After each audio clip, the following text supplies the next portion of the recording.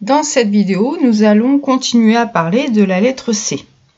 Alors, mardi, vous avez vu que la lettre C pouvait être muette, souvent à la fin des mots, qu'elle pouvait faire ch si elle était associée avec la lettre H. Vous avez vu qu'elle pouvait faire s ou k. Puis je vous avais demandé de regarder une vidéo. Dans cette vidéo, on voit des C et des C cédilles s'associer avec des voyelles. Je vous avais demandé, je vous avais posé une question par rapport à cette vidéo. Je voulais savoir pourquoi les C cédilles ne se mettent qu'avec les A, les O et les U. Et au final, bien, à quoi ça sert qu'il y ait des C cédilles? Pourquoi le C cédille existe? Quelle est son utilité? Alors, j'espère que vous y avez un petit peu réfléchi. Il y avait un élément de réponse dans la vidéo. Je ne sais pas si vous l'avez entendu, c'était un petit peu court.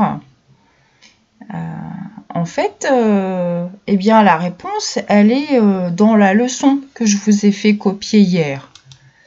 La lettre C, eh bien, elle fait K devant le A, le O, le U, le C, le R, le L et le T.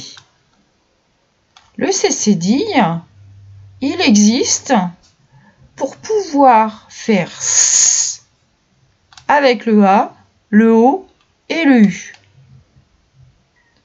C'est la raison pour laquelle on met une cédille au C. C'est pour que le C puisse faire S, même quand il est devant le A, le O et le U.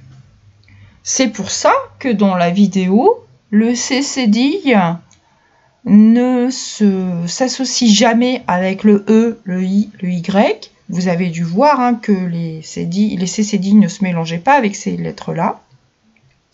Et c'est pour cette raison que dans la vidéo, le C ne s'associe pas avec le A, le O et le U, parce qu'on vous dit dans cette vidéo que c'est pour faire le son S. Alors, j'ai repris les images pour bien expliquer. Le C classique, il fait S devant le E, le I et le Y. Dans la vidéo, il s'associe parce que dans la vidéo, on ne parle que du son S. Par exemple, dans ce mot-là, dans glace, le C fait S parce qu'il est devant le E. Ça, on l'avait vu mardi. Mais si au lieu de parler de glace, on parle par exemple de glaçon, la glace qui n'est faite qu'avec de l'eau, eh bien là, on a un problème parce que s'il n'y a pas la cédille, si je la cache avec mon point rouge, eh bien, ça ne fait plus glaçon, ça fait glacon. Donc, il a fallu trouver une solution pour que le C fasse S devant le A, devant le O, devant le U, parce qu'on avait besoin d'écrire des mots avec des C et avec ces voyelles-là, mais dans lesquelles les C faisaient S.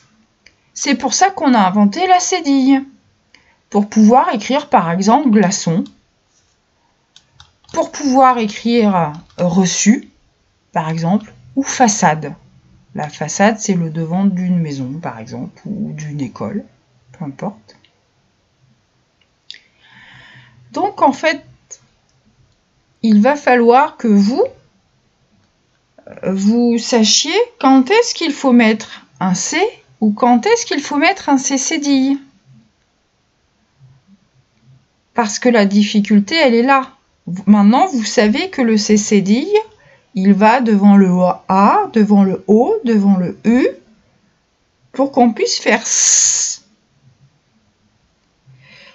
Mais maintenant, vous allez devoir apprendre à mettre le C ou le C cédille en fonction du son que vous voulez avoir dans un mot. Parce que je vous ai déjà expliqué, au CE1, on apprend à écrire sans faute. Donc, il va falloir que vous arriviez à utiliser le C ou le CCDI de la bonne façon. Alors, comment est-ce que vous allez faire ça? Réfléchissez. Quand est-ce que vous allez mettre un CCDI? Quand est-ce que vous allez mettre un C tout seul? Alors, je pense que la bonne réponse, elle est la plupart du temps, on met un C. Mais il faut regarder la lettre qui est après le C pour savoir s'il faut mettre une cédille ou pas.